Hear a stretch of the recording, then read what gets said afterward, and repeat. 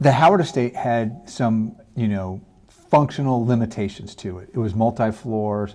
That's an understatement. Right? And so, it was built vertically.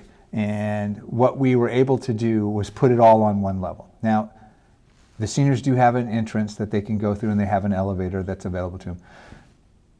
But they've got more space than they had before, more usable, functional space. They've been able to hold their exercise classes. We didn't have to have a tent outside. We didn't have to rent a place at the VFW to hold, engagements and programming. They're all now able to do it there. We modified the kitchen inside of, we took a break room and turned it into a more than just slightly above a, regular kitchen at home, not a commercial kitchen, but just slightly under that, where they're now able to do food prep and meals and serve those meals right there in the senior center.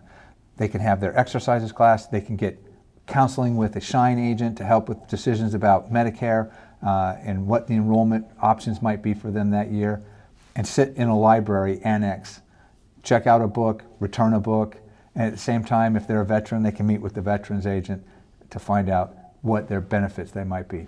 Again, the concept, bringing everything into one place. Those seniors that were in that building are now spread out. And I think it is a wonderful addition. And Karen Testa, our senior center director, has done a wonderful job absorbing that and getting that up and operational and functional. You had to come into this project and put on your Joanna Gaines goggles, right? And you had to see what it could be. It was a lot of work. There was a lot of work that went into this. I want to thank the assistant town manager, Tony Morabito, for everything that he did to make sure that this building came across the finish line. It wasn't without problems.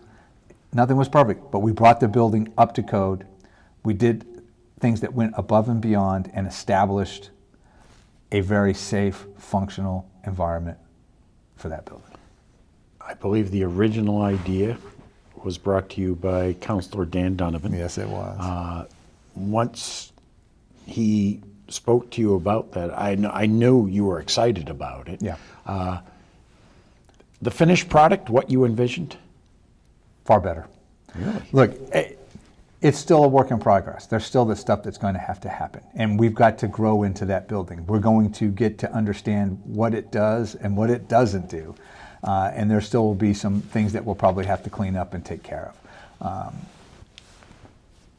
What really made me excited about that building was we were now going to be able to take the old Allen Avenue school building that we were looking at and not spend $10 million, spend half of that and get a more functional and get more services out of it in one location, in a far better location in town on a GATRA bus line.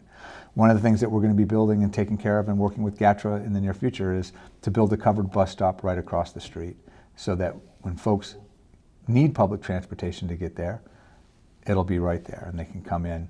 And if it's bad weather outside, it'll be a covered, as I understand it now, always subject to change, but it's supposed to be a covered bus stop.